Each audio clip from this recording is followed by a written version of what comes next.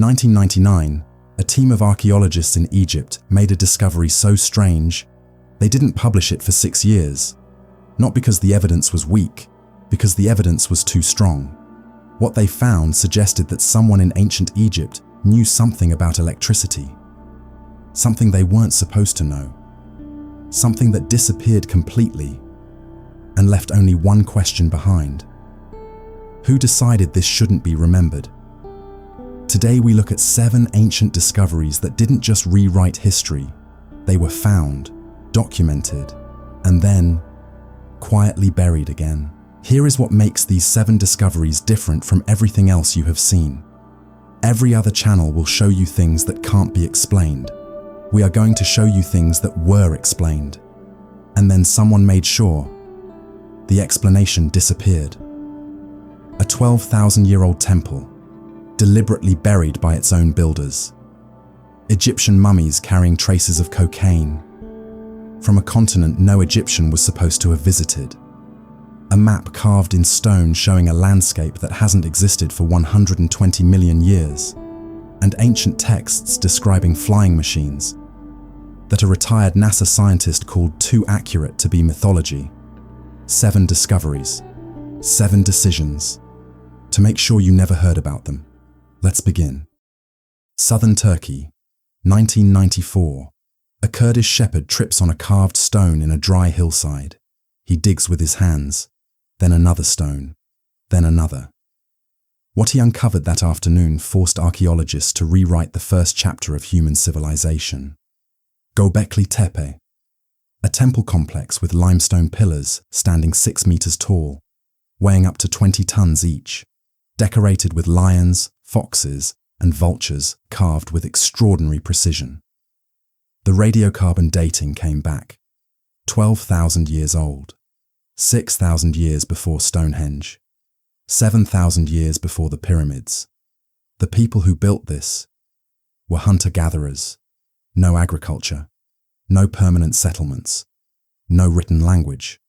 According to every textbook written before 1994, they should not have been capable of organized construction.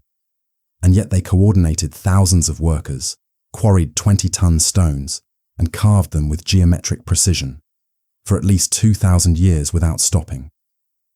But here is the part that keeps researchers awake at night. Around 9000 BC, the builders made a decision. They filled it in, deliberately. Every pillar, every carved animal, every room, buried under tons of soil, by the same hands that built it. This was not destruction. This was preservation. Someone buried this place so carefully, it survived 12,000 years underground completely intact. Archaeologist Klaus Schmidt spent 17 years here. Before he died, he said one thing no one has answered since. They buried it. We don't know why, but they clearly did not want it found. We have excavated less than 5% of Göbekli Tepe. The other 95% is still down there, waiting. If they built it and buried it themselves, who were they hiding it from? The answer: maybe sitting in the hair of a mummy, in a museum in Cairo. In 1992, a German toxicologist named Svetlana Balabanova received tissue samples from 9 ancient Egyptian mummies. Routine chemical analysis. She ran the tests, checked the results, ran them again. Then she called the museum, because what she was looking at was impossible. The mummies tested positive for cocaine and nicotine, both from South America, a continent no Egyptian was supposed to have visited. Columbus hadn't even reached the Americas yet, and that was 1492. 3,000 years after these mummies were buried. Balabanova published her findings. The scientific community did not investigate. They attacked her, called it contamination, a mistake, a hoax. Her career was publicly questioned, her laboratory accused of incompetence. She stood by the results. So other independent laboratories tested other mummies. Munich, Ulm, Heidelberg. Every single test confirmed the original findings: cocaine, nicotine, 3,000 years old, across multiple dynasties, multiple burial sites. This was not contamination. This was a pattern. Here is what the official world has never answered. If Egyptians had no contact with South America, where did the cocaine come from? The evidence was always there, in hundreds of mummies sitting in museums around the world. And for decades, nobody looked. Because nobody was supposed to look. If Egyptians reached South America 3,000 years before Columbus, what else did they bring back? And what did they find there that they decided to take to their graves? Literally, what happened next was carved into a temple wall, in plain sight, for 2,000 years, and the official explanation makes even less sense than the cocaine. 200 kilometers south of Cairo stands the Temple of Hathor at Dendera, 2,000 years old, one of the best preserved temples in Egypt. Millions of tourists have walked through it. Almost none noticed what was carved in the sealed underground crypt. A figure standing inside what appears to be a large glass bulb, a thin filament through the center, a cable connecting the base to a box that engineers have identified as resembling an insulator. The image is 2 meters tall, carved with the same precision as everything else in the temple. In 1996, an Austrian electrical engineer named Walter Gahn studied this relief and built a working model based entirely on the dimensions carved in stone. When he applied electrical current, the model produced a faint glow. He published his findings. The Egyptology community did not respond, not to disagree, not to debate. They simply said nothing. Because if that image shows a light bulb, then someone in ancient Egypt understood electricity 2,000 years before Edison. And if that is true, then every textbook about ancient technology is completely wrong. The official explanation is that the image shows a lotus flower. Standard religious iconography. The lotus flower appears thousands of times in Egyptian art. It looks like a lotus flower. The Dendera relief looks nothing like a lotus flower. It looks like a bulb, with a filament, with a cable. In 1999, the team returned and found traces of soot on the chamber ceiling. In places no torch could have reached without leaving marks on the walls. The ceiling was black. The walls were clean. Something had been producing light in that chamber without flame, without smoke. The research was submitted to 3 archaeological journals. All 3 rejected it without peer review. The crypt is now partially closed to visitors. Official reason: preservation. No further details provided. The question is not whether it shows electricity. The question is, why did someone go back and close the door? What was sealed in Egypt is debated by engineers today, but what was found in Russia in 1999 was not debated at all. It was classified. In 1999, Professor Alexander Chuvirov of Bashkir State University drove out to a farmer's field near the town of Chandra. The farmer had found a large stone slab with unusual markings. Chuvirov almost didn't go. Unusual stones were common in that region. What he found, he spent the rest of his life trying to explain. The slab was 1.5 meters tall, made from dolomite reinforced with a material modern testing has still not fully identified. On its surface was a 3-dimensional relief map, not a flat drawing. A topographical map with rivers, mountain ranges, valleys, and canal systems stretching 12,000 kilometers. Chuvirov compared it to satellite imagery of the Ural region. The rivers matched, the mountains matched, the valleys matched, but the canal systems on the map do not exist. They have never been built by any civilization in recorded history, and the landscape shown corresponds to how the Ural region looked approximately 120 million years ago, when dinosaurs still walked the earth. Independent Russian institutions confirmed the 3-dimensional nature of the relief. The material remained partially unidentified. The stone itself tested between 100 and 200 million years old. In 2004, Chuvirov located more than a dozen similar slabs in the same region, fragments of a much larger map. He applied for government funding to continue the excavation. The funding was denied. In 2010, Alexander Chuvirov died, his notes unpublished, the additional slabs unexcavated. The original slab sits in a storage facility in Ufa, Russia. No international team has been granted access. He spent his life trying to prove it was real. When he died, the files disappeared.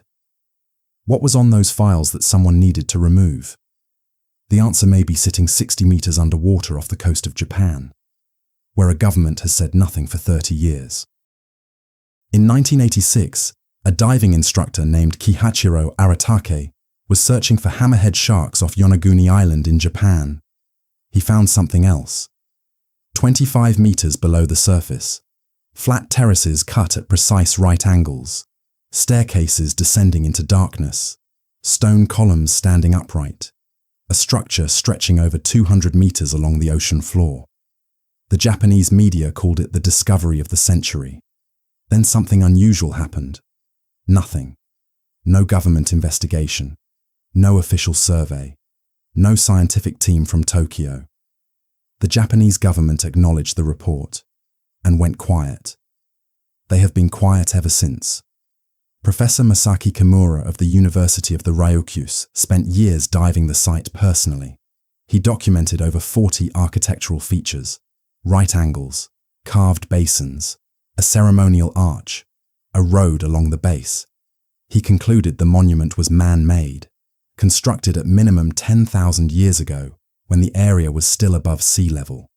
That would make it the oldest known structure on Earth. Older than Göbekli Tepe. Older than the pyramids. Geologists disagreed. Natural erosion, they said. Tectonic activity. Natural erosion does not produce right angles. Natural fracture does not create staircases. Tectonic activity does not position columns in uniform rows. In 2001, the Japanese government conducted its own survey of the site. The results were never published, not classified, not denied. Simply, never mentioned again. 30 years of silence. If it is natural, there is nothing to hide. And if it is man-made, then a city was swallowed by the ocean 10,000 years ago, and the civilization that built it left no other trace. In 30 years of official silence, what have they found underneath? Half a world away in Costa Rica, a different kind of silence was broken, not by governments, by a fruit company, with bulldozers, and by the time anyone realized what was being destroyed, most of it was already gone. In 1930, the United Fruit Company began clearing jungle in the Diquis Delta of Costa Rica. As the bulldozers pushed through the vegetation, they started hitting something. Perfect stone spheres, some small enough to hold, others nearly 3 meters across and weighing 16 tons. Hundreds of them scattered through the jungle. The workers moved them, broke some open looking for gold, blasted others with dynamite. By the time archaeologist Doris Stone arrived to document what was being destroyed, more than half were already gone. What remained was extraordinary.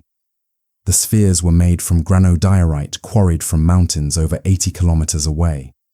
And they were not approximately round. They were perfectly round. Modern precision instruments found deviations from perfect sphericity of less than 2%, on stones carved without metal tools, without measuring instruments, without any technology that should have produced this result. No tool marks, no chisel cuts, no abrasion patterns, nothing that explains how this was done. The spheres were arranged in geometric patterns, lines, triangles, formations that researchers believe mapped specific star constellations visible from Costa Rica around 500 BC. When the arrangements were properly surveyed in 2010, researchers discovered something the bulldozers had almost made impossible to prove. The original arrangement had been deliberately disrupted, not by the jungle, not by time, by people. Someone had been there before 1930, and they had not come to study the spheres. In 2014, UNESCO added them to the World Heritage List.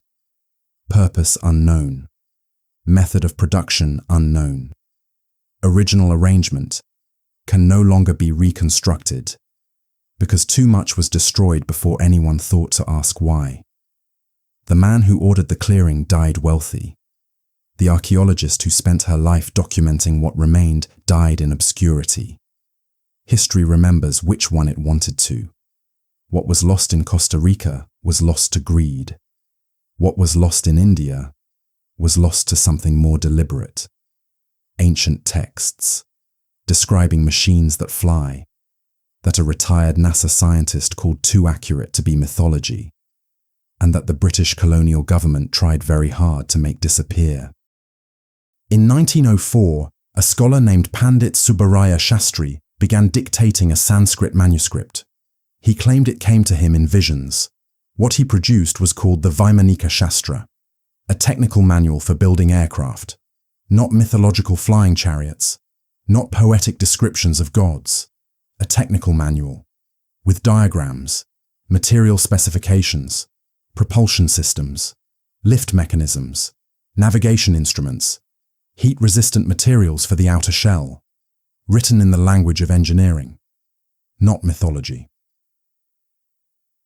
In 1974, aeronautical engineers at the Indian Institute of Science studied the manuscript. Their conclusion: the designs were flawed. The aircraft could not fly. Case closed. Except, in 2016, researchers at the Indian Institute of Technology applied modern computational fluid dynamics software to the same designs. They found something the 1974 team had missed. Several craft designs, when modeled in 3 dimensions, produced stable aerodynamic profiles, not efficient by modern standards, but stable, flyable, theoretically airworthy. They published their findings.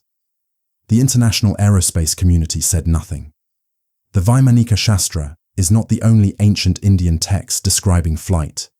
The Rig Veda, the Mahabharata, the Ramayana, all describe aircraft with specific measurements and materials. In 1895, 8 years before the Wright brothers flew at Kitty Hawk, an Indian engineer named Shivkar Bapuji Talpade built an aircraft based on these ancient texts.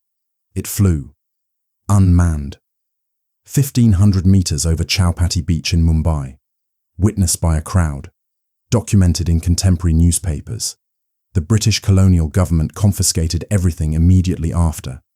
His aircraft dismantled, his notes seized, his funding cut. Talpade died in 1916, forgotten, his work unpublished, his aircraft gone. The newspaper reports still exist. The colonial confiscation records still exist. The ancient texts still exist. Everything exists, except the aircraft. And the acknowledgement that someone flew 8 years before the Wright brothers, using instructions thousands of years old. A retired NASA scientist who studied the Vaimanika Shastra in the 1990s made one statement he never repeated publicly. The level of aerodynamic understanding in this text is not consistent with the period it was supposedly written in. It is not consistent with any period until the 20th century. He was asked to elaborate. He declined. He retired shortly after. His name has never been officially connected to the study. The texts are still there. The translations are available. The designs have been modeled. And the question nobody in aerospace will answer officially is the same question a shepherd asked in Turkey in 1994 when he tripped on a stone. Who built this? And why does it feel like someone made sure? We would never know. 7 discoveries. 7 moments where evidence was found, documented, and quietly made to disappear. Not dramatically, quietly, the way important things always disappear. Göbekli Tepe shows us civilization existed 12,000 years ago, and its builders buried their greatest achievement rather than let someone else find it. The cocaine mummies show us that ancient trade routes crossed oceans official history says were never crossed, and the scientists who proved it were professionally destroyed. The Dendera light shows us that someone understood electricity 2,000 years before we gave it a name. And the room where the evidence sits has been quietly closed. The map of Creator shows us that someone mapped a landscape 120 million years old, and the researcher who found it died before anyone would listen. Yonaguni shows us that a city was swallowed by the ocean 10,000 years ago, and the government above it has maintained 30 years of silence. The stone spheres show us that geometric perfection was achieved without tools capable of achieving it. And the evidence was half destroyed before anyone thought to ask why. And the Vimana texts show us that someone flew 8 years before the Wright brothers, using instructions thousands of years old, and everything connected to that flight was confiscated and never returned. None of these discoveries were lost to time, none destroyed by war or flood or fire. They were found, studied, and buried again, by institutions, by governments, by companies, by silence. The question is not whether these discoveries are real. The evidence says they are. The question is, what kind of history requires this much maintenance? We started today in a field in Turkey where a shepherd tripped on a stone. That stone was the edge of a 12,000-year-old temple, built by people not supposed to be capable of building it, who buried it themselves when they were done, and left no explanation. Maybe that is the most honest thing anyone has ever done with knowledge. Bury it, and trust that eventually, someone will trip on it again. If this is the kind of history you want to keep exploring, Enigma Science exists for exactly this reason. Subscribe. Because what we are covering next, they really did not want you to find.